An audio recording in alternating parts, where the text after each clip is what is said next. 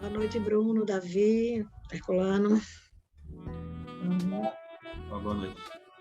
Boa noite. Boa noite.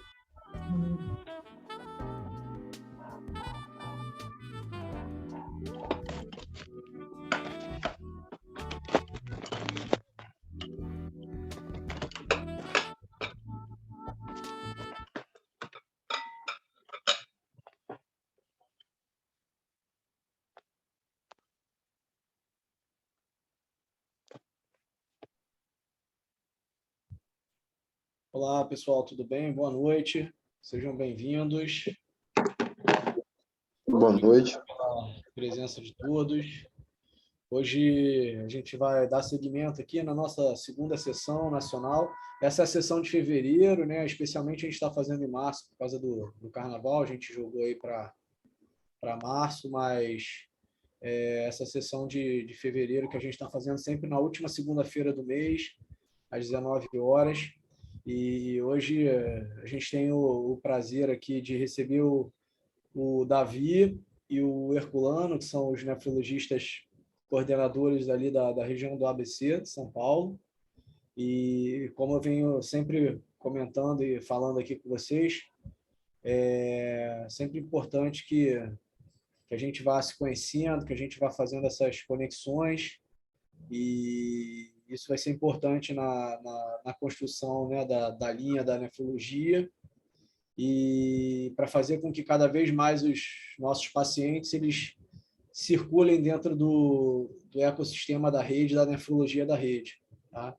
Então, esse é um desafio que a gente tem, que a gente precisa avançar nisso, né? E através da sessão, através dessa conexão, enfim, a gente vai avançando nessa construção juntos. Tá legal? Davi, Herculano, eu vou pedir para vocês se apresentarem, para o pessoal poder ver bem vocês, conhecerem vocês, para vocês ficarem à vontade para apresentar aí a sessão, e vou deixar também aqui todo mundo à vontade, quem quiser abrir a câmera é melhor, e, enfim, querendo fazer perguntas, enfim, questionamentos, fiquem à vontade também para a qualquer momento poderem fazer. Ou, se não quiserem interromper ali o Davi e o Herculano na apresentação, no final a gente abre também para a questão, mas se alguém quiser colocar alguma coisa durante a discussão, também não tem o menor problema. Muito obrigado a todos.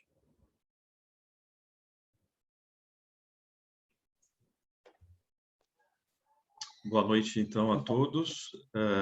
Eu e Herculano somos coordenadores da Regional ABC da Redidor.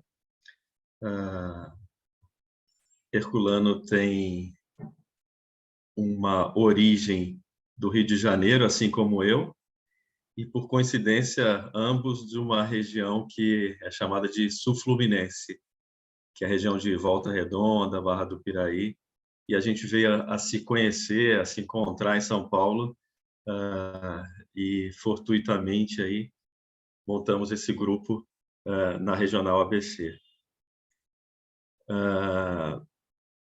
A minha formação é com uma residência médica no Rio, na UERJ. Depois eu vim para a Universidade de São Paulo, para o HC, onde eu terminei a residência médica em nefrologia e fiz o doutorado. Herculano, quer comentar?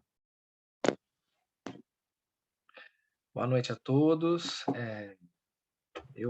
A gente está nesse desafio da coordenação aqui da nefrologia do ABC, e eu e Davi, da construção do modelo de hemodiálise para crônico também, que a gente teve a satisfação de ser o berço aí da primeira clínica de hemodiálise aí da Redidor.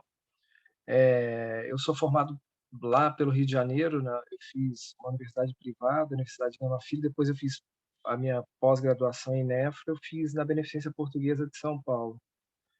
E, assim, tinha muitos estágios, assim, a gente rodava em parte lá na Unifesp, rodava em alguns estágios na USP também. Estou vendo a Kikumi aqui, fico até emocionada, porque ela provavelmente não vai se lembrar de mim, mas eu rodei lá na casinha quando ela estava lá também. Me ensinou bastante coisa. Obrigado. E aí, durante esse período, tive um gap que eu não estava fazendo nefrologia, mas atuando aqui no ABC também, na área de UTI. E aí os planos, a pandemia acabou sendo um catalisador para muita coisa e para acontecer essa virada aí que a gente acabou se encontrando pelo caminho e estamos tentando levar aí desde novembro de 2020, né? 2021.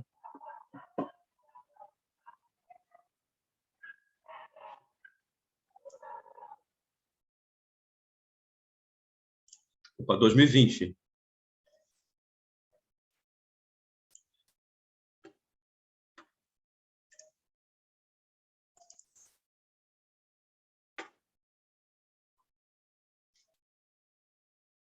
Vocês conseguem ver a minha tela? Estamos vendo sim. Tá legal. Eu começo já, Bruno, aguarda um pouquinho mais. Não, vamos lá, podemos começar. Então, tá bem. Então, a apresentação vai ser sobre intoxicação exógena e terapia renal substitutiva, mas a gente não ia perder a oportunidade de falar um pouquinho da nossa regional, porque existem várias pessoas de vários estados aí do Brasil que podem não conhecer a região do ABC. A região do ABC, então, é composta por 7 municípios. É uma região primariamente industrial, que cresceu às custas da indústria automobilística, e muitos sabem que é o berço do movimento sindical contemporâneo no Brasil, é o reduto do Partido dos Trabalhadores, e onde se desenvolveu toda a política, inicialmente, do nosso ex-presidente Lula. A região tem uma grande influência religiosa, que haja visto aí o nome das cidades, né? Santo André, São Bernardo, São Caetano, que formam, então, o ABC, as primeiras letras aí do Santos, e muitas vezes chamado de ABCD também, incluindo a cidade de Diadema. A cidade de Santo André, ela foi partida aí por uma separação, emancipação de alguns municípios, e, então, tem os municípios também de Mauá, Ribeirão Pires e Rio Grande da Serra, que surgiram de uma região inicial que era Santo André. Partindo do ponto central da cidade de São Paulo, que é a Catedral da Sé, que é o ponto zero da cidade, a gente vê aqui que a região do ABC, nesse círculo, ela está, então, entre a Sé e o mar, né? É no caminho aqui do mar. E para a gente chegar no nosso principal hospital, que é o Hospital Maternidade Brasil, que é um hospital terciário, um hospital de grande porte, nosso maior hospital aqui da região, a gente, então, caminha e anda cerca de 17 quilômetros para chegar no Hospital Brasil, saindo da Sé. E depois do Hospital Brasil, indo para os demais hospitais da regional, a gente anda até cerca de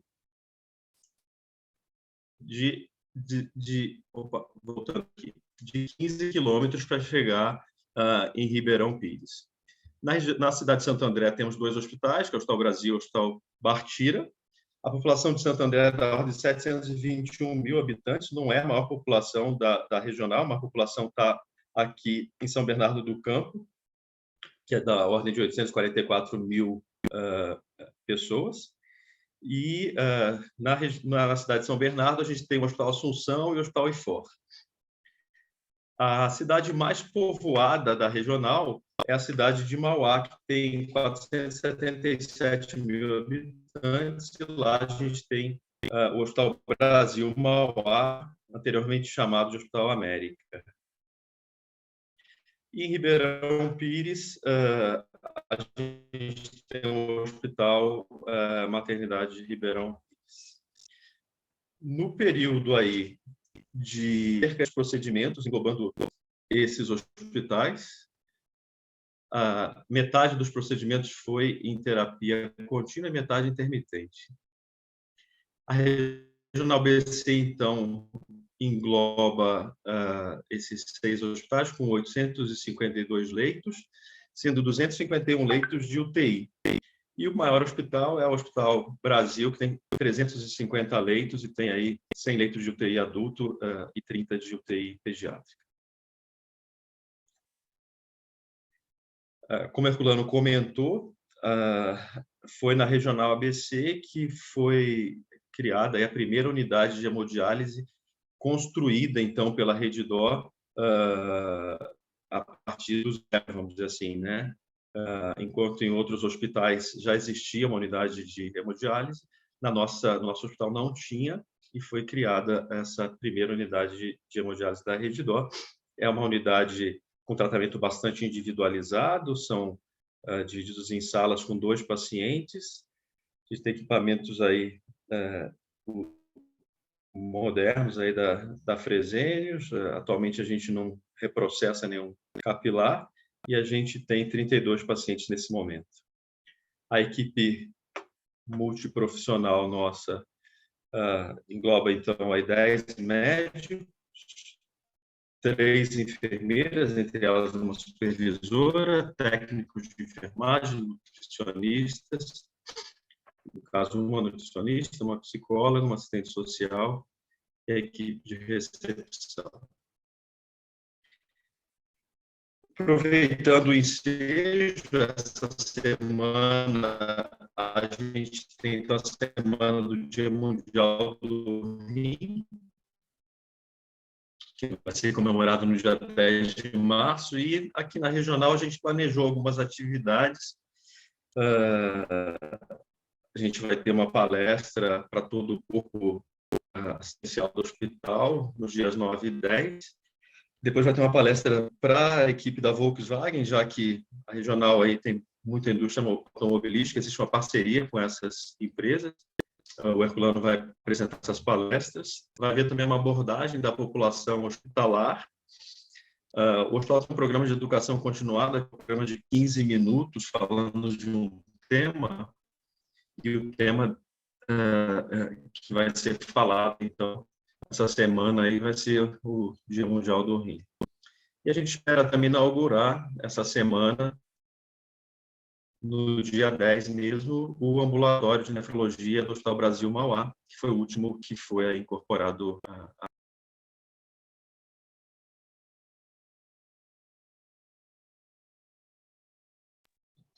Oi, doutor, acho que a conexão dele caiu.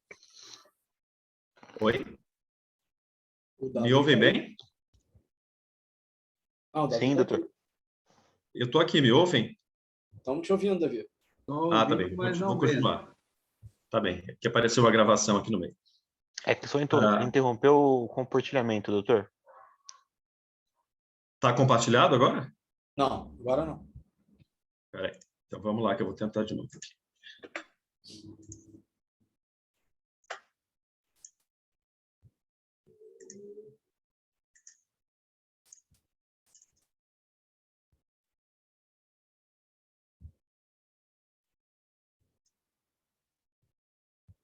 Agora foi. Apareceu.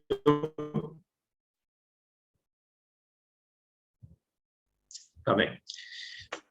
Então, vamos lá. Nosso primeiro caso é de um paciente foi internado no Hospital Bartira, aqui em Santo André, e o motivo da admissão dele foi o fato dele estar com nível de consciência reduzido, veio trazido por familiares, e já contavam que ele havia ingerido 100 comprimidos de Depaquene, que é o valproato.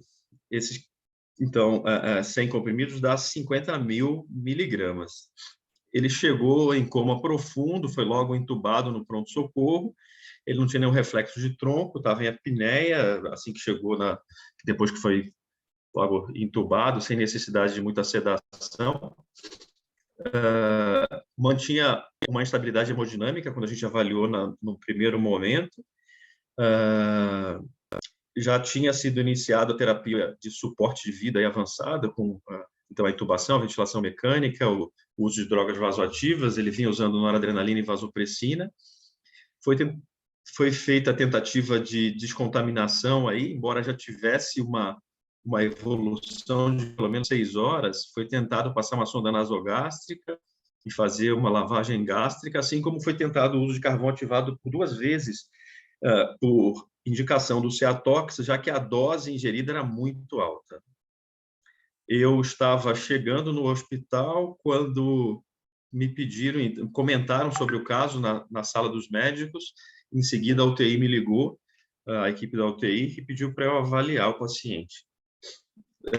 Os exames iniciais do pronto-socorro mostravam que o paciente tinha uma amônia de 51, que é aumentada, um lactato de 9,8 para o normal até 2,3. Tinha, então, os exames do pronto-socorro, né? Tinha um CO2 aumentado, que foi o motivo, essa insuficiência respiratória hipercápnica da intubação, e tinha uma função renal normal, com enzimas hepáticas também normais ainda. Então, claramente, é um caso de uma tentativa de suicídio e a função do médico aí, nesses casos, é uma tentativa de abortar essa tentativa de suicídio, né? Eu vou falar um pouquinho do cenário do suicídio no Brasil e no mundo para a gente entender, então, a importância do tema. Cerca de 16 milhões de tentativas de suicídio acontecem por ano no mundo. No Brasil, acontece uma morte por suicídio, os números são aí alarmantes, uma morte por suicídio a cada 45 minutos. Mas a gente tem que perceber que para cada morte, a gente tem 20 tentativas. E um dos colegas psiquiatras nosso aí que participa dessas discussões falou que pelo menos 5 vezes mais ideações suicidas para se concretizar nessas tentativas. De acordo com a OPA, cerca de 800 mil pessoas morrem por suicídio todos os anos, e a maior parte acontece em países de baixa e média renda. Um fator de risco importante é a tentativa prévia de suicídio, que a gente vai ver no segundo caso nosso, que não nesse primeiro. O suicídio ele é preocupante porque ele afeta uma população que é economicamente ativa, uma população jovem, de 15 a 29 anos. Então, é a segunda principal causa de morte dessa população. Pela OPAS, a ingestão de pesticidas, o enforcamento e as armas de fogo são os principais métodos. A OPAS tem uma campanha de prevenção contínua. O Brasil adere a essa campanha de prevenção contínua. Tem uma gestão muito forte em relação à questão de suicídio, com campanhas. E o dia 10/9 é o Dia Mundial da Prevenção do Suicídio. A tentativa de suicídio com a ingestão de drogas, ela é categorizada pelo CID X60 até o X84. Aqui, na verdade, por todos os mecanismos. E a tentativa por ingestão de medicamentos aqui.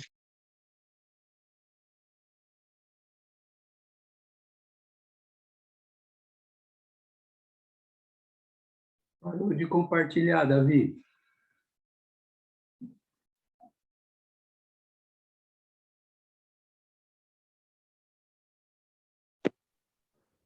Ter caído de novo. Dessa vez ele não tá mais online. Acho que é a conexão dele mesmo. Caiu, a conexão dele acho que caiu.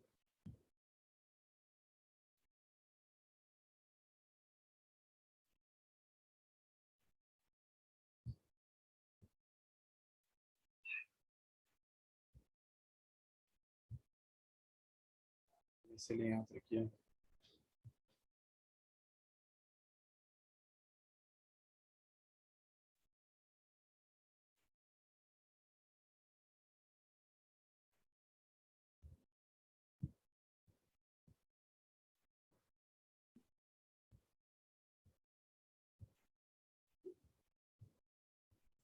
Se quiserem alguém discutir alguma coisa, tirar alguma dúvida por enquanto.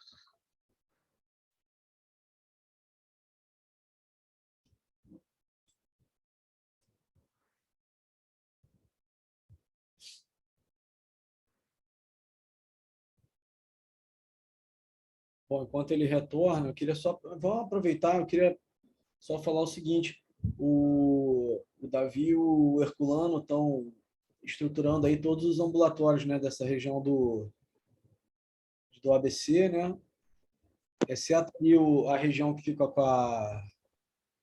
a Mônica e com a Kikumi, não é isso? Que acaba sendo de outra regional, mas está dentro do ABC e elas tocam lá. É só São Caetano. São Caetano é a doutora Verônica. Verônica, perdão, desculpa, Verônica, que ela toca lá, mas achei legal que vocês estavam comentando, vocês já fizeram, né, a integração com a Verônica agora já tem ali vocês como referência, né, para encaminhamento ali dos pacientes que vão precisar de terapia renal substitutiva, né? E acho que a ideia é essa mesmo, cada vez a gente estruturando mais essa rede. Alguns aqui participaram, o Rogério, o Herculano, o Davi participaram recentemente de uma reunião que a gente teve, né, para falar um pouco sobre esse drop-in, drop-out dos pacientes na terapia renal substitutiva nas nossas clínicas que já estão funcionando, né, e a alta gestão da rede está olhando isso como algo estratégico e como uma área de negócio. Então, é importante a gente fazer com que esses doentes que são nossos, institucionais da rede, circulem dentro desse ecossistema e cada vez a gente vai ter uma análise, um controle muito mais refinado desses doentes dentro das clínicas e até para a gente poder, mais à frente, apresentar esses indicadores, né? Da onde os doentes estão vindo, se eles estão vindo provenientes da internação, se eles estão vindo provenientes do ambulatório, se eles estão vindo provenientes de algum encaminhamento externo ou de alguma outra especialidade dentro da rede, né? Então, essa construção toda é importante. Semana passada, eu até tinha encaminhado para vocês, a gente teve uma reunião com o pessoal que monta, né, que organiza ali os prontuários. A gente, de acordo com o que vocês foram sugerindo, a gente estruturou ali uma personalização, uma customização para os ambulatórios, para os prontuários da nefrologia.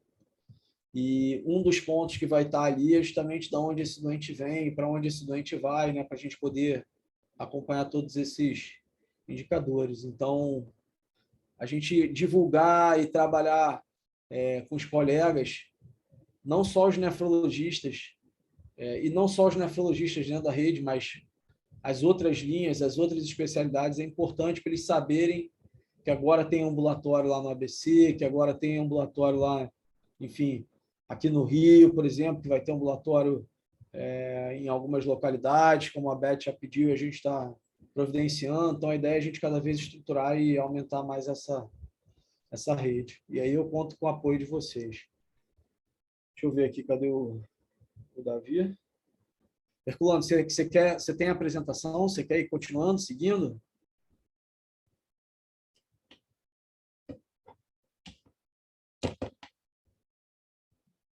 O microfone está fechado, Herculano. Tá mutado, doutor. Cara, o Davi acabou fazendo essa apresentação sozinho, porque como surgiu essa demanda dessas apresentações para o Dia Mundial do Rim, eu acabei ficando com essa demanda para intra-hospitalar e ele para fora, entendeu?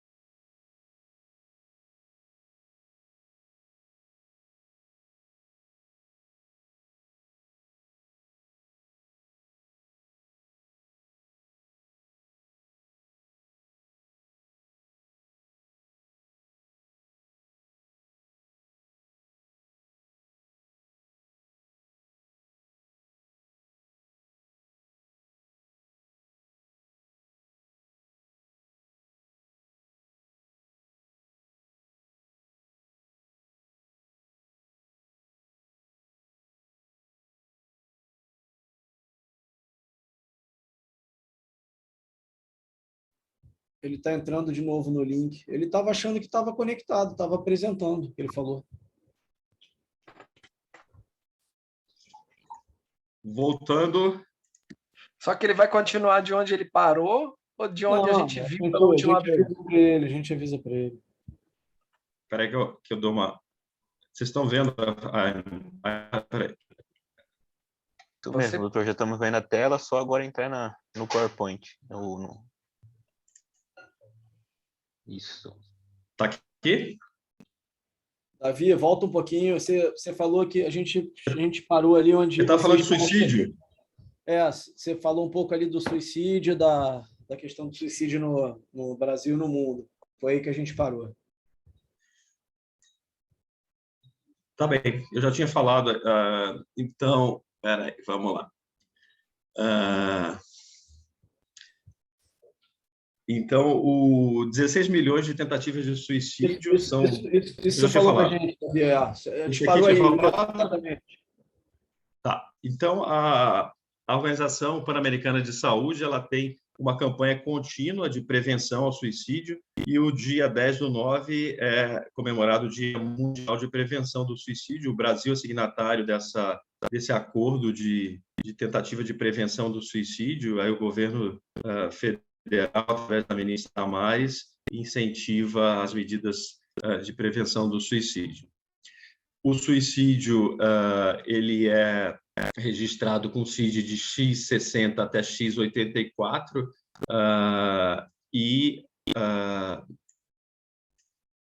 olhando então sob a ótica desse CID no DataSUS, entre 2000 e 2019, mais de 195 mil casos de suicídio ocorreram. Evolutivamente, a gente vê um aumento do número dos casos progressivamente, o que é bastante preocupante ao longo dos anos. Esses casos acontecem predominantemente no sexo masculino. A mortalidade, então, é bem superior no sexo masculino quando comparado com o feminino. Uma população que é economicamente ativa, aqui, então, entre 15 e 59 anos, predominantemente. E no Brasil, a principal causa é por envenenamento. Os estados do Sul são os que acontecem a maior parte dos suicídios. Quando a gente vai, então, um pouco mais a fundo aí dentro da nossa região, na cidade de Santo André, no período de 2000 a 2019, ocorreram 439 óbitos, então, por suicídio. Olhando os dados do CEATOX, que atende aqui a região, que é o CEATOX do Instituto da Criança do Hospital das Clínicas, esses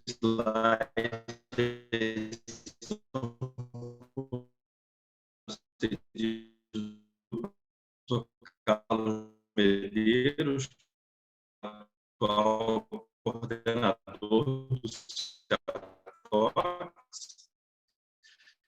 a gente vê que o segundo motivo de consulta ao CEATOX é a tentativa de suicídio. E quando a gente olha as drogas que mais comumente... Estão me ouvindo? Vocês estão me ouvindo? Sim. Está falhando um pouco, Davi. Claro. Vocês estão me ouvindo? Estamos te ouvindo, mas está picotando um pouco, Davi. Estão me ouvindo? Sim. Falhando um pouco, Jorge? Tá. Isso, está falhando um pouco.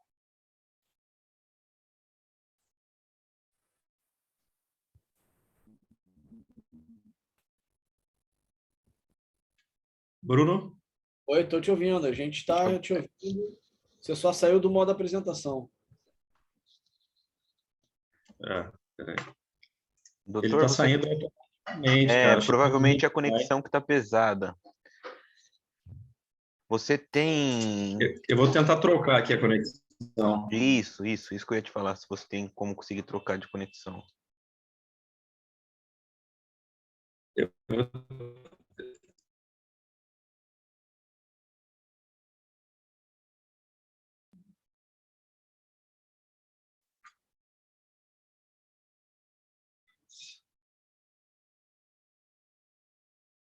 Estão me ouvindo? Melhorou. Sim. Tá bem. Vamos lá. Só um segundinho. Peraí. Clica novamente no item da conexão que a gente está conseguindo ver a aba da internet. Tá. Isso, perfeito. Tá. Só um segundo, por favor. Peraí.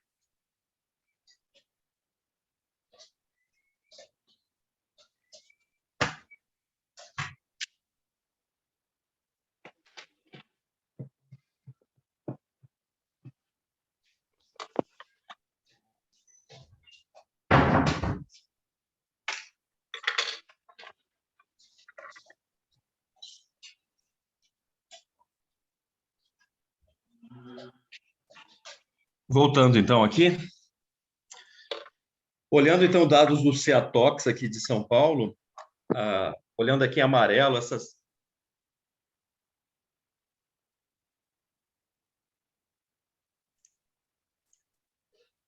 Estão me ouvindo?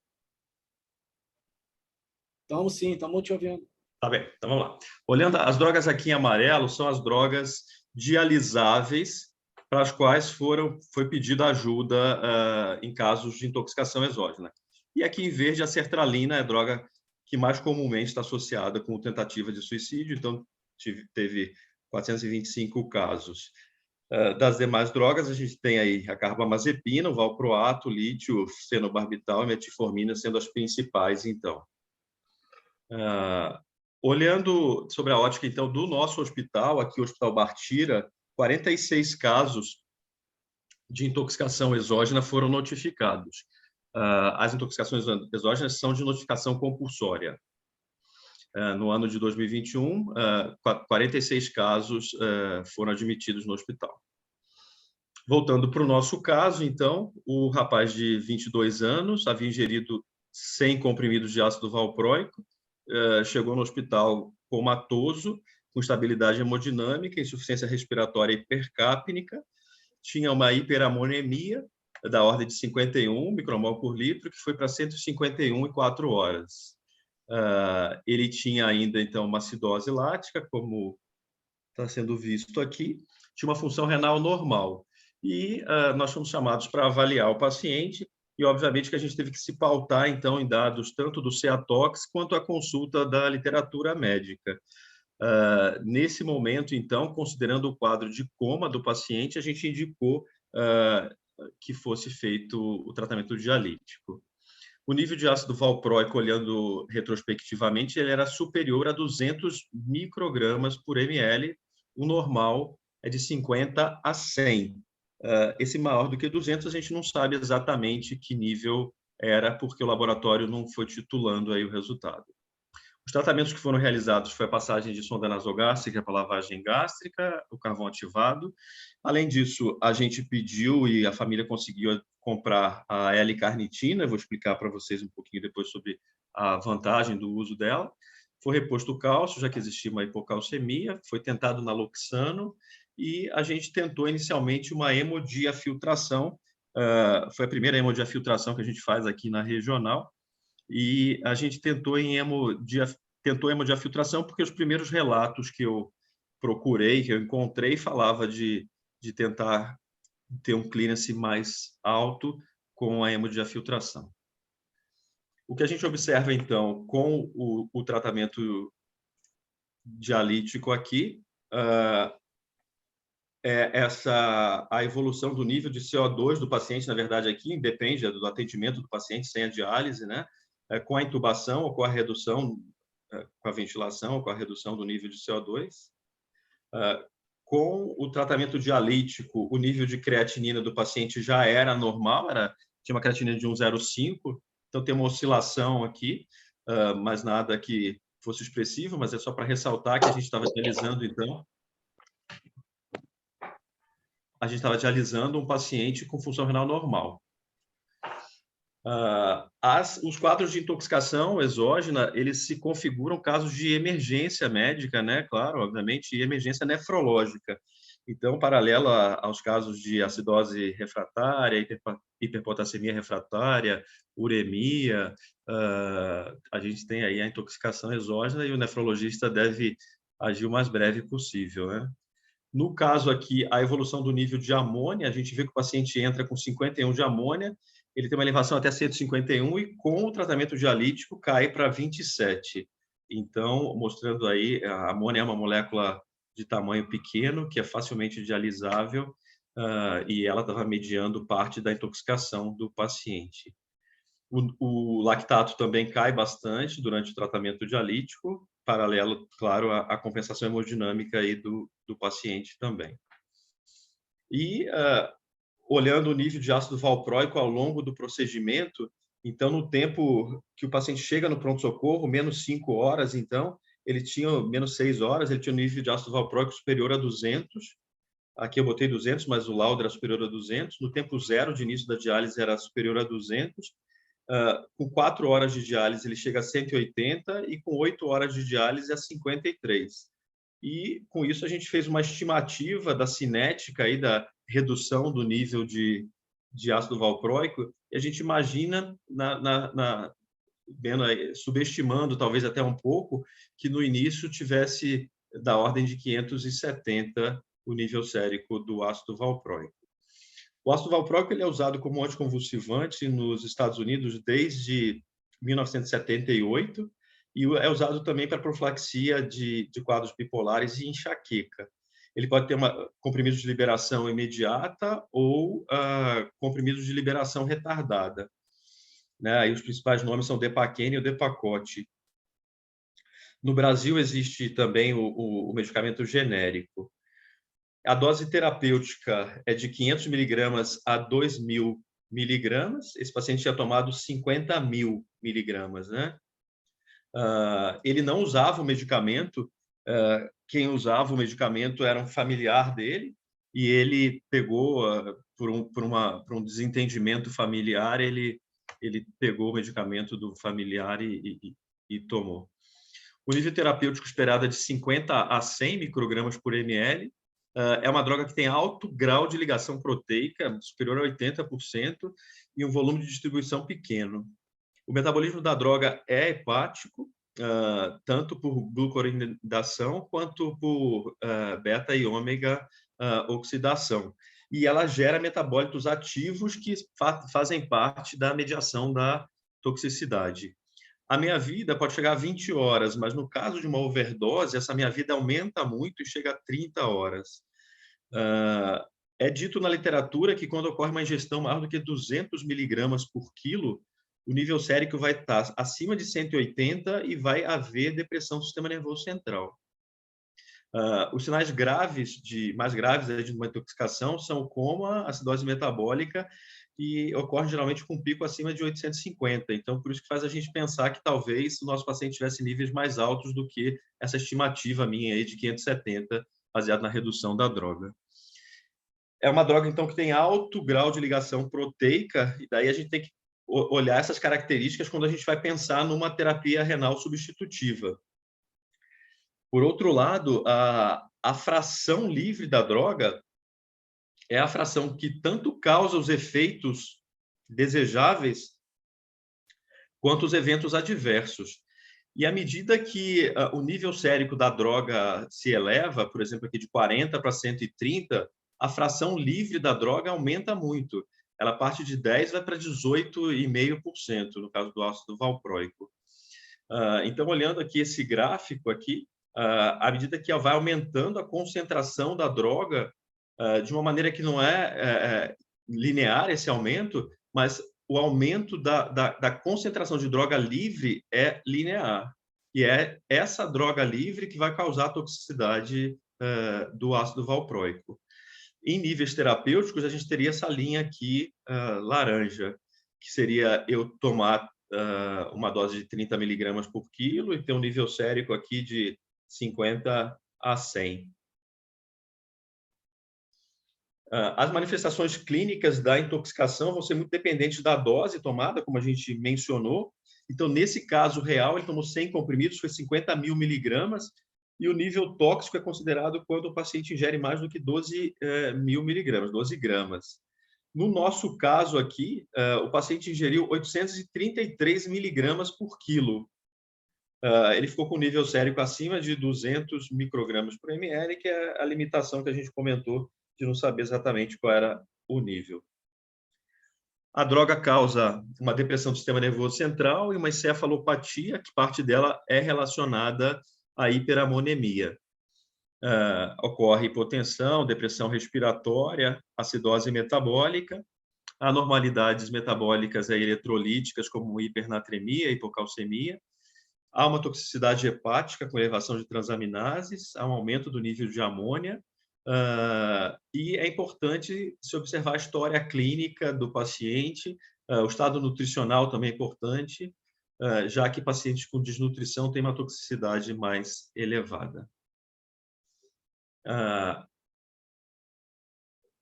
A intoxicação por ácido valproico determina um edema cerebral que surge 12 horas a 4 dias após a overdose e é causada por um desses metabólitos ativos, que é o 2-EN ácido valproico, que tem uma meia-vida, olha, muito mais longa do que aquela própria da droga, uma meia-vida de 43 horas. A hiperamonemia que se desenvolve se dá devido ao fato de que o ácido propiônico, que é um dos metabólitos aí, ele inibe essa enzima que é carbamoil fosfato sintetase mitocondrial, que é uma enzima importante aqui da entrada da amônia no ciclo da ureia. Ocorrendo essa inibição, vai ter um acúmulo de amônia, então, no organismo. Existe também uma outra via, que é através da interação com a carnitina. O ácido valproico, então, pode elevar o nível plasmático de amônia através dessa interação da carnitina, que é um cotransportador de ácidos graxos de cadeia longa na parede mitocondrial. No caso de deficiência da carnitina, o metabolismo do ácido valproico através dessa ômega oxidação vai aumentar e esse produto desse metabolismo vai inibir também a carbamoil fosfato sintetase. Então, você tem duas formas aí de inibição da enzima e maior acúmulo de amônia. A hepatotoxicidade aguda, ela acontece após o uso aí do ácido valproico, que é mediado por um outro metabólito, que é esse 4-EN ácido valproico, e acontece mais em situações de deficiência da carnitina. Como é um valproato de sódio que o paciente ingere, ele pode ter também uma hipernatremia, e o valproato também bloqueia o PTH, e o paciente pode ter uma hipocalcemia, além da acidose, o anion gap aumentado pelo acúmulo de lactato. O tratamento é esse todo que foi feito com a descontaminação gastrointestinal, o tratamento da hipotensão, a reposição de carnitina, e em caso de depressão respiratória pode ser tentado todas as medidas de suporte, além do naloxano, em caso de crise convulsiva, o benzodiazepínico. Existe um grupo, uma força-tarefa aí de estudos das terapias extracorpóreas nos casos de intoxicação. Esse grupo é o XTRIP, ele conta com participantes brasileiros, tanto da Sociedade Brasileira de Toxicologia quanto da Sociedade Brasileira de Nefro, já tiveram representantes, e eles têm um guideline para cada uma das drogas, vão desenvolvendo novos guidelines. Dentre esses guidelines, existe o do ácido valproico, em que fala que a droga, o tratamento dialítico está indicado quando o nível está acima de 1.300 miligramas por litro, quando tem edema cerebral ou choque. Então, esse nosso paciente já tinha um quadro de choque e com a indicação, então, da TRS. E pode ser também indicado e efetivo, né, se o paciente tem um nível de ácido valproico acima de 900, um quadro de coma e depressão respiratória, o pH menor do que 7,1 e uma encefalopatia aguda por hiperamonemia. Esse era o mesmo slide para mostrar que o ácido valproico, então, é a segunda droga aí que mais ocorre casos de notificação aqui no Ceatox de São Paulo. Dentro dessa atividade do Ceatox, eles indicam o tratamento dialítico algumas vezes, né, de acordo com o caso clínico do paciente, e aqui são 47 indicações no ano de 2021, e entre elas aqui está o ácido valproico figurando aí como uma das mais prevalentes. Os manuais de toxicologia também estão disponíveis. Esse aqui, quem me forneceu a indicação foi o Jorge Fares, e é um manual que está livre na internet, pode ser consultado nessas ocasiões também. Vale lembrar que a terapia renal substitutiva, a primeira vez que ela foi utilizada na forma de hemodiálise, aconteceu em 1913 e a eficácia dela foi mostrada através da remoção do salicilato em intoxicações de animais. Hoje, nos Estados Unidos, 0,45%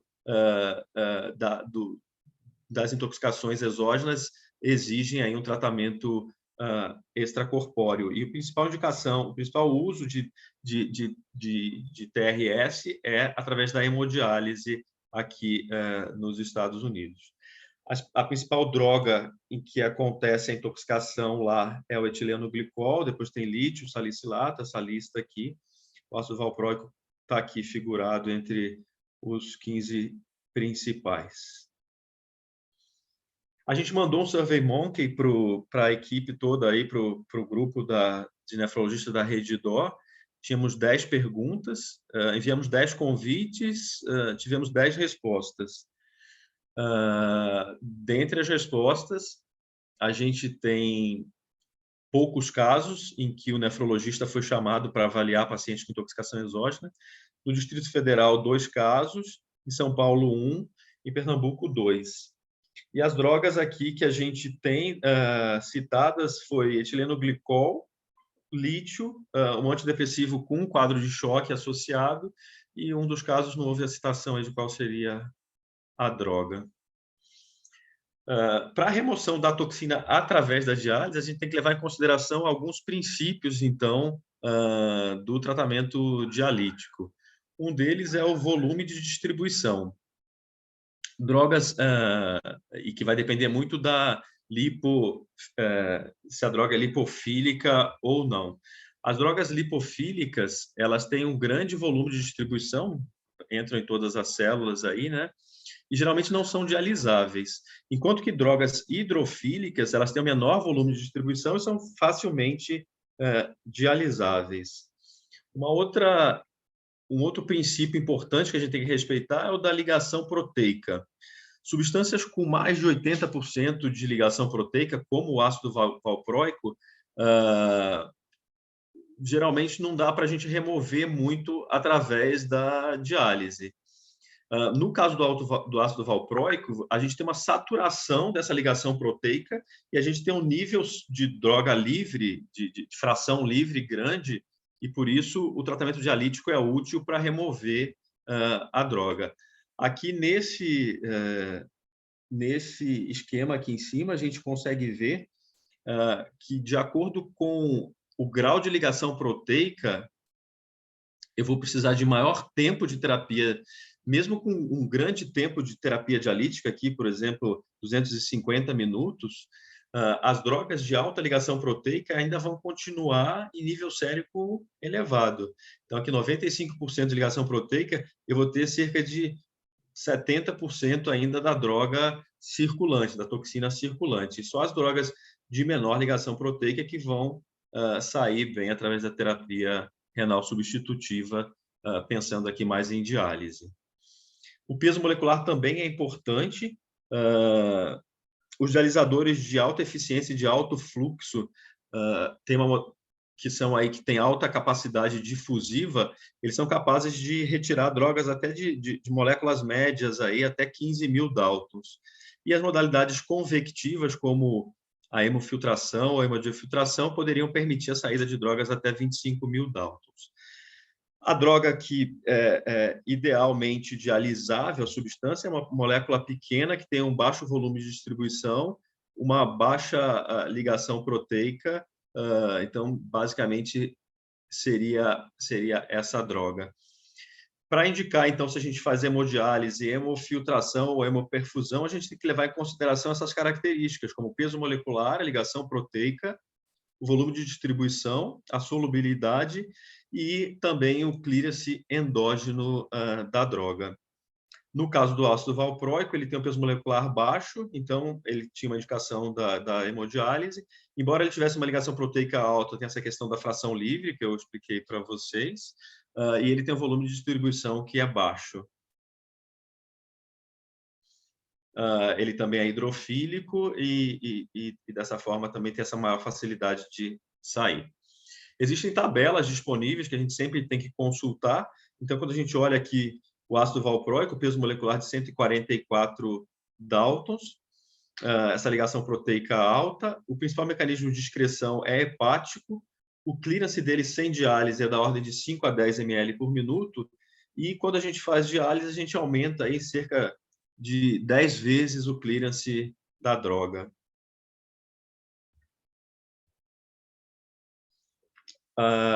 Nesse slide também aqui compara-se, o autor compara outras modalidades de diálise e leva em consideração também a plasmaférese ou a troca plasmática aqui e a hemoperfusão. Essas terapias, elas, no caso da hemoperfusão, ela está indicada para muitas drogas, mas ela é difícil de se obter, tem riscos de coagulação, de hipocalcemia, então a disponibilidade da terapia é incomum, né? E dessa forma que ela é pouco utilizada. E até para moléculas pequenas, ela não seria necessária. A plasmaférese é indicada quando eu tenho intoxicação por anticorpos monoclonais, por exemplo, uma prescrição de uma dose mais elevada, ou então por arsênio aí. Seriam as únicas indicações. Então, a plasmaférese tem pouca indicação no tratamento das intoxicações exógenas. Quando a gente compara aqui, olha, a diálise versus a hemoperfusão, no nosso caso aqui do ácido valproico, existiria até um ganho. O clearance parte de 23, que ele citou aqui, embora naquele outro slide a gente visse que podia chegar até 90 ml por minuto, e na hemoperfusão, 55 ml por minuto. Mas uma outra droga que a gente vai falar daqui a pouco, por exemplo, olha, a metformina, tem um alto clearance pela diálise e não tem nenhum ganho, por exemplo, aqui pela hemoperfusão. Então, sempre vai ser necessário a gente consultar a literatura, já que não é algo do dia a dia, consultar para cada uma dessas drogas. Como toda molécula de baixo peso molecular, nesse diapositivo a gente mostra, então, a evolução da concentração de metanol de acordo com a mudança do fluxo sanguíneo, de acordo com a mudança a dialisância da droga de acordo com as modalidades de terapia. Então, para eu reduzir o nível de metanol com a hemodiálise, eu consigo reduzir rapidamente aqui em 9 horas. Se eu partir para uma diálise contínua, eu vou precisar de 23 horas para zerar o nível de metanol. E se eu não fizer nenhuma terapia, eu vou precisar de 211 horas. Fazendo diálise peritoneal, 69 horas. Então, a gente vê que aumentando, a gente pode aumentar a dialisância da droga de acordo com o método, assim como se eu aumentar o fluxo sanguíneo, se aumentar o fluxo de dialisato, se aumentar a superfície do dialisador e, no caso aqui, o tempo de remoção da toxina. O capilar que a gente utilizou foi o FX800, mas se a gente comparar com o F80 da vida aqui, ó, a gente vê que o clearance de moléculas médias aqui aumenta em pouco, mudando de um capilar F80 para um F800 que a gente utilizou. Utilizamos porque a gente quis proporcionar um clearance maior nesse caso. Aumentando o fluxo sanguíneo também, a gente vê que o clearance de moléculas médias, obviamente, aumenta. Eu queria comentar, então, rapidamente de um segundo caso que a gente teve. Foi um paciente do sexo masculino, de 50 anos, também no Hospital Bartira, que já era diabético hipertenso, tinha um quadro de depressão, e esse sim tinha tentativa de suicídio 3 vezes anteriormente.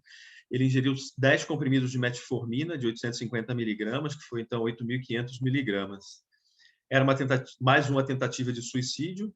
Ele chegou no hospital em choque, insuficiência respiratória, foi entubado, e foi para ventilação mecânica. Foi tentado carvão ativado, sem sucesso. O paciente tinha uma função renal normal também, uma creatinina de 1 em 1, mas tinha aqui um pH de 7,17 com BIC de 11 e um lactato de 12 milimol, que equivale a 108 miligramas por decilitro.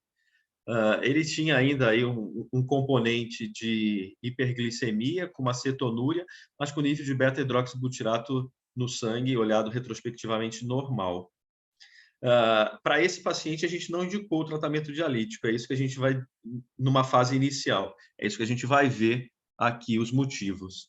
Mas 3 dias depois, em função do quadro de choque, ele evoluiu com uma piora da função renal, tinha uma creatinina de 4,2, um potássio de 7,1, então, como uma complicação da intoxicação exógena desse paciente, ele desenvolveu uma insuficiência renal aguda, então, como complicação do choque do paciente. O que a gente fez nesse caso foi acompanhar o nível sérico, considerando que o paciente tinha uma função renal normal, foi acompanhar o nível de lactato. E o nível de lactato, 2 horas após a admissão, tinha caído de 12 para 11. 4 horas e meia estava 9,1. 10 horas depois estava 3,7. Então, como o paciente tinha uma função renal normal, ele foi capaz de excretar a droga e capaz de compensar também a acidose lática. Esse grupo que eu falei para vocês, o STRIP, também tem um guideline para intoxicação por metformina. Nesse guideline por intoxicação por metformina, ele cita que a dose tóxica é da ordem de 5 gramas. Nosso paciente tinha ingerido 8,5 gramas. A metformina é uma droga que tem um peso molecular também baixo, mas tem um volume de distribuição um pouco maior, chega da ordem de 5 litros, uma baixa ligação proteica. Ela é associada, então, com a ocorrência de acidose lática, que é caracterizada quando o nível está acima de 5 milimol ou pH abaixo de 7,35. E é chamado de MILA a acidose lática induzida pela metformina, e não só a associada à metformina. Geralmente induzida nos casos de tentativa mesmo de suicídio em overdose. Aí. Existe uma estimativa de que a acidose lática associada à metformina é da ordem de 0,01 a 0,09 para cada 1.000 pacientes anos nos Estados Unidos. E a acidose lática que acontece com a metformina se dá devido à inibição da piruvato carboxilase, que vai, então, impedir a conversão desse piruvato entrando, então, no ciclo de Krebs. Dessa forma, então, você tem um empilhamento, aí, um acúmulo de piruvato e uma maior formação de lactato nesses pacientes. A toxicidade é dose dependente. A gente deve lembrar que a eliminação da metformina é predominantemente pelo rim, então o risco de acidose lática acontece mais quando você tem uma disfunção renal. No nosso paciente, a gente não tinha disfunção renal, a gente tinha tudo para crer, então, que ele ia conseguir eliminar essa metformina. A gente tentou dosar a metformina, mas não existe nenhum ensaio associado a que o laboratório pudesse mandar para o exterior, nem nada, para fazer a dosagem. E na literatura também não há necessidade dessa confirmação dessa dosagem, e muitas vezes com níveis séricos mais baixos, alguns pacientes fazem acidose mais importante e mesmo assim precisam então de uma terapia de suporte. Os pacientes vão ter mais acidose lática, claro, se tiverem hipotensão associada, desidratação, isquemia, sepse ou um comprometimento hepático. Como eu falei, no grupo EXTRIP, o Brasil participou, então, tanto com a Sociedade de Toxicologia quanto com a SBN. Não existe nenhum antídoto específico para a metformina, o tratamento é esse que foi empregado, que é a descontaminação gástrica. O uso de bicarbonato pode ser tentado, embora tenha pessoas que fiquem preocupadas com a possibilidade de desvio da curva de dissociação da hemoglobina nesses pacientes e alterações aí, então, respiratórias e eletrolíticas. A terapia de substituição renal é indicada quando você tem uma disfunção renal com alteração eletrolítica, alteração de uma acidose importante ou uma disfunção orgânica associada com um quadro de choque. E por que a gente também não dialisou esse paciente? Tanto porque a gente acreditava que com a função renal normal, ele ia eliminar a metformina, que é o principal fator, então, que é a avaliação, então, do clearance endógeno da droga, que eu já tinha mostrado lá no slide anterior, que é um dos princípios, então, um dos slides anteriores da remoção de drogas. O clearance endógeno da metformina chega da ordem de 500 ml por minuto, e com a hemodiálise ele é da ordem de 148. Então, eu mantendo uma função renal normal desse paciente, eu mantendo a terapia de suporte e ele não piorando a função renal, como foi o nosso caso aqui no início do tratamento, ele vai conseguir eliminar a metformina. A terapia contínua tem um clearance de 34 ml por minuto. Claro, vai ser indicado se o paciente tiver um estado de instabilidade hemodinâmica importante, mas a eficiência vai ser menor quando você tem insuficiência renal com instabilidade hemodinâmica.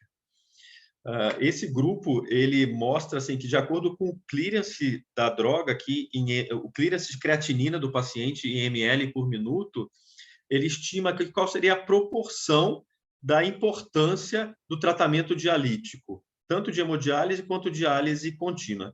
Então, se eu pegar esse meu paciente lá, que devia ter uns 100 ml por minuto, se eu levantasse aqui uma seta aqui, a gente via que a quantidade de droga que ia ser dialisável era pequena, ele ia cair por aqui, ó. Ele tinha 100 ml por minuto. Mas se eu pegar um paciente com insuficiência renal, a Sabrina depois deve comentar, ela tem um paciente que tinha insuficiência renal e desenvolveu intoxicação por metformina, né, Sabrina?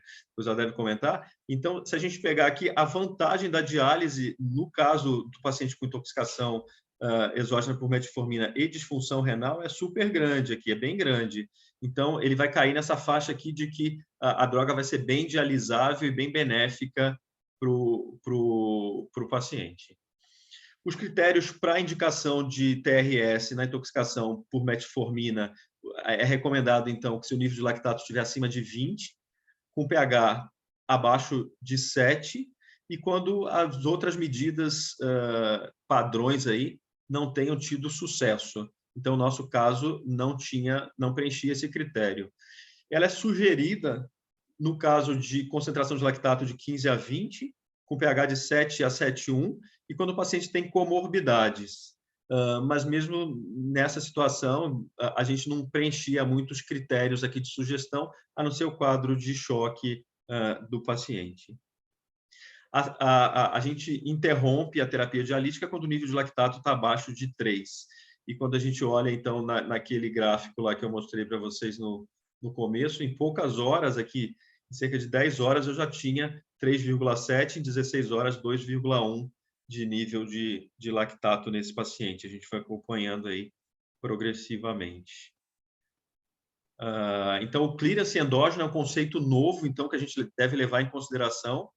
Então, se o clearance endógeno for maior do que 4 ml por quilo por minuto, está indicado, então, que eu espere e não faça o tratamento dialítico, eu possa observar a evolução do paciente. Então, eu só dialisaria se o clearance endógeno é menor do que 4, só faria hemofiltração ou hemoperfusão se o clearance é menor do que 4 ml por minuto. Essa aqui é só uma tabela genérica mostrando que a metformina é bem dialisável e tudo, como eu falei, é da ordem de 143, mas que, lembrando esse fator, que é o fato de que o clearance endógeno é maior. Para finalizar, eu queria mostrar para vocês um algoritmo que acho que deve ficar na cabeça da gente, que é uma avaliação, então, quando a gente está diante de um paciente, se a exposição a essa medicação tóxica pode causar muita morbidade e mortalidade. Se não causar, a gente pode pensar em não fazer diálise. Se ela causa, eu vou para uma próxima pergunta. Essa toxicidade pode ser evitável ou revertida por um antídoto? Se ela não pudesse evitável dessa forma, com o uso de um antígeno, eu me faço uma outra pergunta.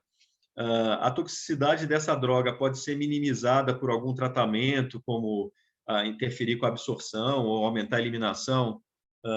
Se isso não for o caso, eu vou para uma próxima pergunta, que é a pergunta do clearance endógeno. O clearance endógeno é maior do que 4?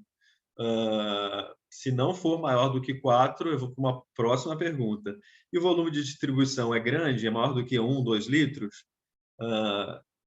E daí, então, se não for maior do que 1, 2 litros, que era aqui o nosso caso do ácido valproico, que a gente seguiu esse fluxograma aqui, eu vou pensar, então, agora na ligação proteica, o grau de ligação proteica. Se o grau de ligação é maior do que 95%, eu tenho que pensar em fazer, eu tenho que fazer a plasmaférese. Se eu tenho um grau de ligação proteica de 80% a 95%, eu posso pensar em hemoperfusão. Se ele é menor do que 80%, daí eu posso pensar em qualquer um dos outros métodos aí e levar em consideração um pouquinho do peso molecular da droga. Se o peso molecular é pequeno, eu faço uma hemodiálise de alto fluxo. Se é de 15 a 25 mil Daltons, eu faço a hemofiltração. Se é de 25 a 50, a hemodiálise ou hemoperfusão com essas membranas especiais. E se é acima de 50 mil, penso também em plasmaférese para um caso específico. A apresentação nossa é essa. Acho que é interessante se a Sabrina puder comentar o caso que ela teve de intoxicação exógena, e a gente fica aberto aí para conversar um pouco mais do assunto. Obrigada, Davi, pela oportunidade, parabéns pela aula, excelente apresentação. Eu sou Sabrina, eu sou nefrologista do São Luís de Abaquara, estão pertinhos ali do Davi, e eu tive um caso interessante, não entrou na estatística dele, porque foi em 2020, foi 31 de janeiro de 2020, eu lembro bem que era meu aniversário, e uma médica de UTI me ligou à meia-noite falando: eu estou com um caso de acidose grave aqui, um senhor de 42 anos, diabético, pH de 6,8, bicarbonato de 2, creatina de 3. Aparentemente, inicialmente parecia até um caso de cetoacidose diabética, mas quando eu estava com a amidostala, ela me ligou que o paciente teve uma parada, e aí a hora que eu cheguei, era um diabetes tipo 2 mesmo, ele teve um quadro de desidratação, vômito, e estava com esses níveis no lactato de 100, e pela parada, pelo todo o contexto, a gente foi depois, no outro dia, só que a gente viu que ele tinha ingerido uma quantidade... Na verdade, ele continuou tomando a metformina dele, só que como ele desidratou, ele piorou a função renal. Na urgência, o paciente jovem ainda, como o paciente estava grave, instável hemodinamicamente, na hora, se eu não me engano, estava 0,3 ou 0,4, a gente passou catéter, ligou uma hemodiálise contínua com fluxo de sangue de 200, foi uma CVHDF na Prisma, não era multi na época, e o paciente, sem perdas, o paciente tolerou o procedimento, foi indo bem, foi indo super bem fiz só um ciclo, ele acordou, melhorou, assim, em 12 horas já estava muito melhor os exames, ele acordou, recuperou totalmente função renal e foi embora, função renal normal, tranquilo, assim. Acho que um dos casos mais marcantes para mim foi no meio da madrugada, e o paciente saiu, assim, normal, assim, sendo que ele teve uma parada cardíaca sem sequela neurológica. Então, eu acho que foi o primeiro caso que eu vi de intoxicação por metformina tão grave assim, pelo que eu fui depois estudar bastante da literatura. É comum esses pacientes terem parada cardíaca por essa acidose tão grave, então, infelizmente não tem como a gente dosar a metformina, até porque também eu liguei depois da diálise contínua, a gente tirou a medicação, mas seria uma coisa importante, né? Mas com lactato de 100, paciente uso de metformina, essa acidose grave, a gente ficou diagnosticou como esse mesmo. Eu achei interessante quando a gente conversou desse caso, que é mais ou menos uma história natural. O paciente está tomando a metformina, tem uma intercorrência, uma desidratação, ou aquela preocupação grande, vai fazer um exame contrastado, faz uma insuficiência renal aguda, né? E daí faz uma intoxicação por metformina com acidose lática, né? Então, são casos aí de pacientes que estão andando pela rua e podem fazer uma complicação. Os nossos 2 casos tiveram uma evolução favorável, ambos tiveram alta com função renal normal e estão bem. Um deles aí deve, infelizmente, talvez tenha um risco aí de recidivar, porque ele já estava em várias tentativas de suicídio, mas o primeiro caso foi um paciente que está bem em casa, em acompanhamento psiquiátrico e sem novas ideações suicidas.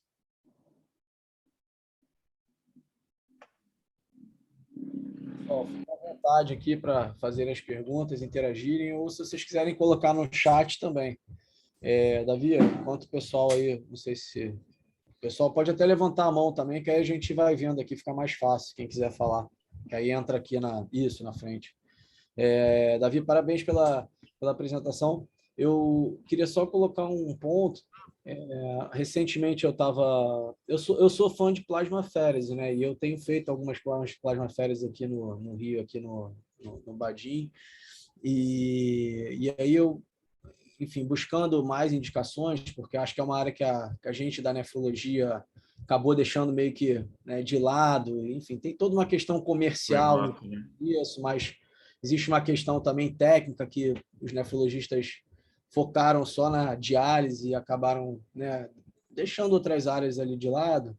Eu fico estudando e recentemente estava dando uma revisada no guia de indicação de aférese da Sociedade Americana de Plasmaférese. Eles têm um guia extenso e tem lá uma tabela, inclusive, com os níveis de indicação, né, com nível de evidência, na verdade, de cada indicação. E aí uma das coisas que eles colocam é plasmaférese para intoxicação exógena, envenenamento e algumas mordidas, como cobra, alguns venenos, né, que eles chamam, né, poison, né, veneno.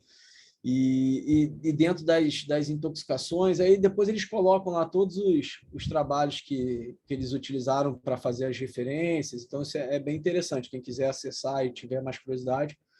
Mas existe, né, apesar do nível de evidência não ser um nível 1, mas é um nível 2 de evidência e tem bastante publicação, e mais recentemente, com acesso mais fácil à plasmaférese, vem surgindo mais relato. Dei uma olhada rápida aqui no PubMed, coloquei lá plasmaférese e tratamento, né, intoxicação e tal, e aí você vê que de 2000 para cá o número de publicações ele vem aumentando substancialmente. Eu tive um caso, já tem relativamente recente, de intoxicação por organofosforato, que eu tratei com plasmaférese aqui, funcionou muito bem. Enfim, o Dante chegou grave e tal, foi feito aquelas medidas iniciais, mas o Dante não melhorou. Eu tinha disponível, poderia ter feito diálise, mas acabou que eu fui buscar na literatura e tinha bastante evidência também com plasmaférese. Eu usei a plasmaférese e funcionou muito bem. Eu acho que quando você estava mostrando aquela planilha com o peso molecular, né, acho que tinha ali a pixabana, se eu não me engano, que tem um peso molecular muito alto, né? Sim, é verdade. Eu sei que tem antídoto para alguns NOAs, mas nem sempre esses antídotos estão disponíveis, né? E nessas situações, plasmaférese também é uma das indicações para tratamento. Acho que é isso aí. A Beth quer falar. Tudo bem, Beth? Fica à vontade. Tudo bom. Parabéns, Davi. Foi bacana ouvir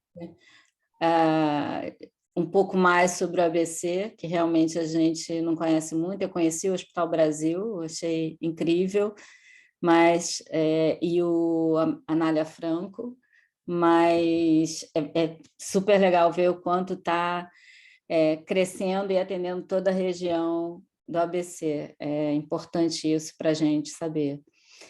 Achei ótima a sua apresentação, mesmo porque é um tema que a gente não aprofunda muito, porque ele não é tão frequente assim, né? Até a intoxicação exógena ela é frequente, mas muitas vezes eu fui conversar com algumas pessoas nos hospitais, e tem hospital que tem intoxicação exógena toda semana, mas elas não são graves, o paciente não fica grave, e muitas vezes ele não chega nem ao nefrologista, né? Então, eu acho que tem muito mais do que a gente também não vê. Mas, quando chega, é sempre aquela correria, um mal-estar, e rever todas essas questões é bem complexo. E aí eu queria te falar um pouco de uma experiência diferente que a gente teve aqui, que foi intoxicação por oncológico, tá? Foi paciente que fez uso. Na verdade, já fizemos isso preventivamente em 3 pacientes, né? Na verdade, 2 pacientes, mas mais de uma vez.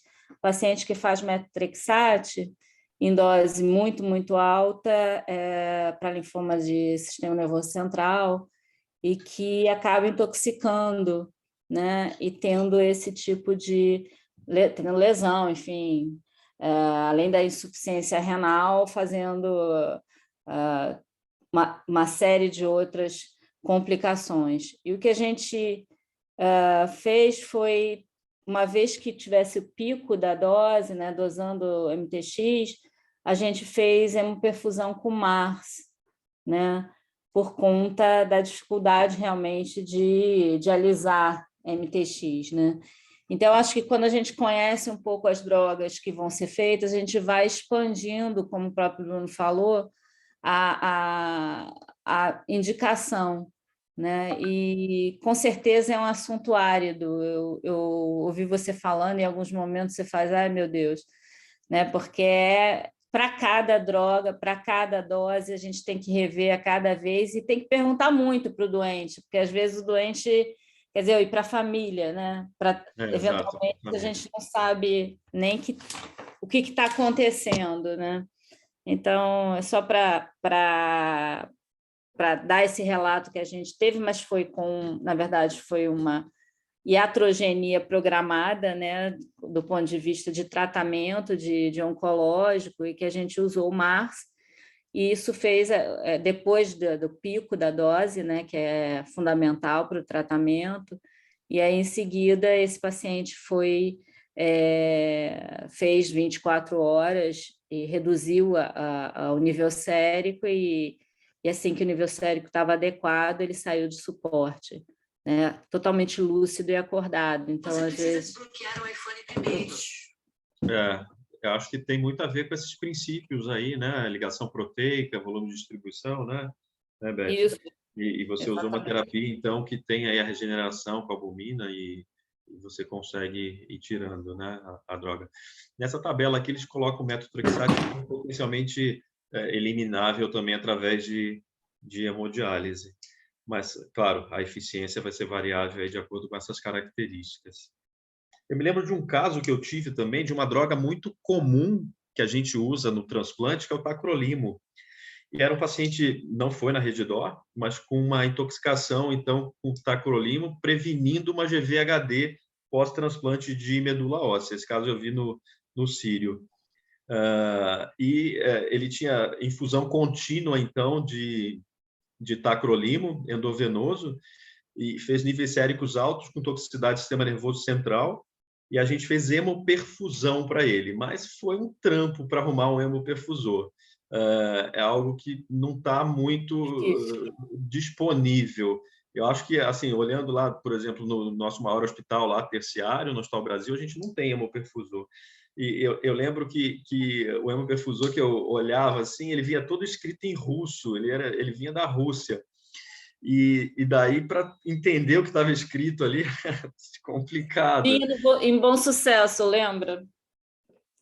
E o que tem? Bom Sucesso também tem... Não, tinha, né? Quando você passou e fez Bom Sucesso, tinha. É verdade. Tinha o hemoperfusor. Aí depois ele sumiu, assim, praticamente sumiu na verdade, pelos efeitos colaterais do contato direto do sangue com o hemoperfusor, né? O carvão, né? O carvão e tudo. Acesso né? Hipocalcemia. Verdade. Exatamente. Muita complicação clínica. E aí ele meio que sumiu, e aí apareceu o MARS num outro contexto, né? Mas que também tem, né, essa função. Então, foi exatamente por isso, porque ele tem uma parte que adere, aí vai por adsorção, essa retirada de substâncias ligadas à proteína, né? No caso do tacrolimo, ele fica muito intracelular, dentro da hemácia. e tem alta ligação proteica também. Então, é difícil dele sair. Por isso que lá, naquela ocasião, a gente optou por hemoperfusão. E por isso que, às vezes, você tem um paciente que transplantou, está com função retardada do enxerto, você dialisa e o nível de tacrolimus não cai quase nada, né? Exatamente pelo fato dessa característica aí da droga, né? E é o que você falou. Cada vez que a gente tem uma droga, a gente tem que sentar e aprender sobre ela, Tudo de ver novo. as indicações de terapia renal substitutiva. Bacana, parabéns. Obrigado. Pessoal, mais alguém? Você falou que a Ângela teve um caso também, né? Eu não sei se a Ângela está aqui, eu vi que ela está aqui, mas... A Ângela teve casos de intoxicação por etileno glicol, que ela colocou no nosso SurveyMonkey aí, e o tratamento que ela indicou foi hemodiálise intermitente, não sei se ela está aí, e ela mencionou que os pacientes tiveram uma boa evolução e tiveram alta hospitalar com função renal boa. Exato, foi um paciente, um homem, né, masculino, inicialmente, parabéns mesmo, um tema bem interessante, como disse a Elizabeth, a gente vê pouco e quando vê a urgência, é sempre urgente, sempre correndo, sempre chamando a gente como se a gente fosse o salvador da pátria, né, chama a nefro, que a nefro vai resolver tudo, muitas vezes nem é dialítico, como você falou, é uma condição mais clínica, mas chamam a gente, né.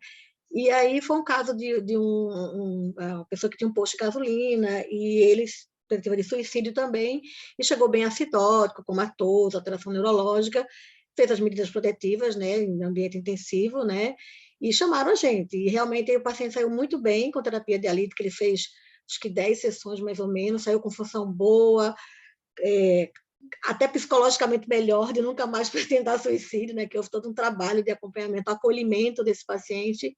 Então, foi bem, assim, prazeroso ver o quanto a gente pôde fazer a diferença, né, no sentido de trazer uma terapia efetiva, recuperar a função, recuperar a vida e tudo mais. Enfim, nunca mais a gente... Foi um caso só, até um pouco mais frequente, né, como a gente vê na literatura, mas ao longo de 2021 só foi esse caso.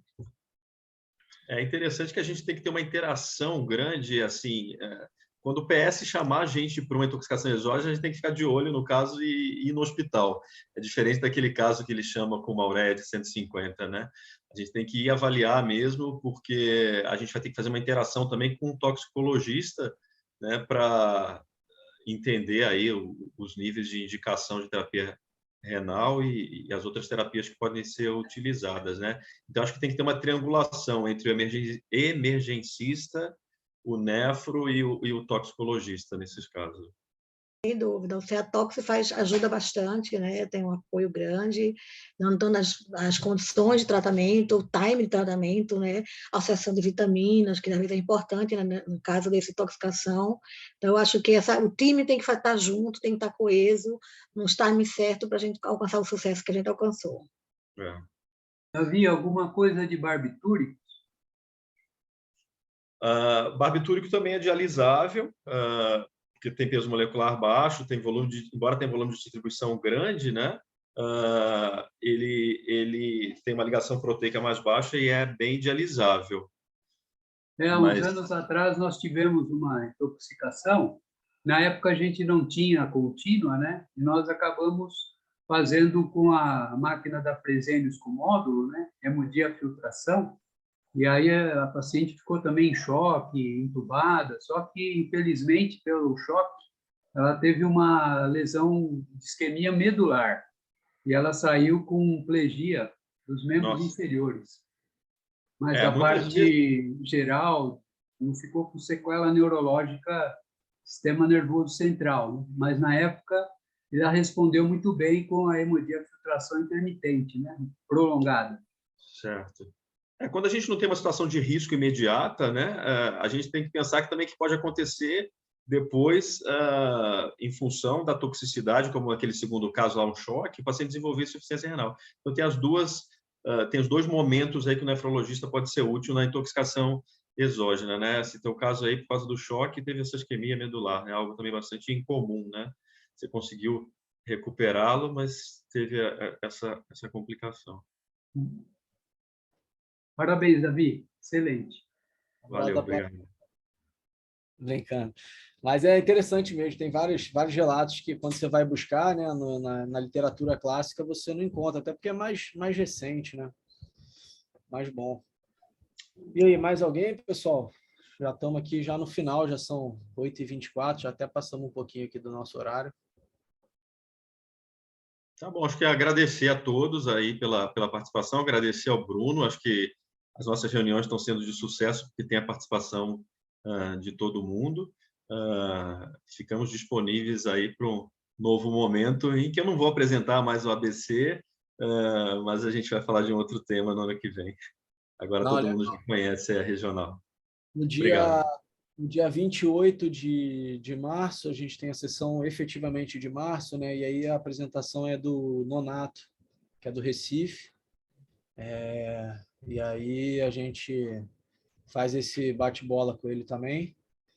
E eu estou muito feliz, assim, queria mais uma vez agradecer a presença de todos. Acho que aos pouquinhos a gente está ganhando musculatura, né? E vamos em frente. Tem aí o dia 10 agora, né? O Dia Mundial do Rim, vão ter algumas campanhas. Esse ano eu achei legal, porque a rede nunca fez uma campanha relacionada, né, à nefrologia, ao Dia Mundial do Rim. Esse ano eles compraram a ideia e vai ter aí algumas ações da rede. Então, isso mostra aí o prestígio que a nossa linha está tendo, né, dentro enfim, de uma gigante que é a nossa empresa, e a gente vai construindo o nosso caminho aos poucos. É isso aí, pessoal. Queria agradecer a todos, então, dar boa noite e mais uma vez dar os parabéns aqui para o Davi, para o Davi e para o Herculano. Valeu. Obrigado. Boa noite, obrigada. Boa noite.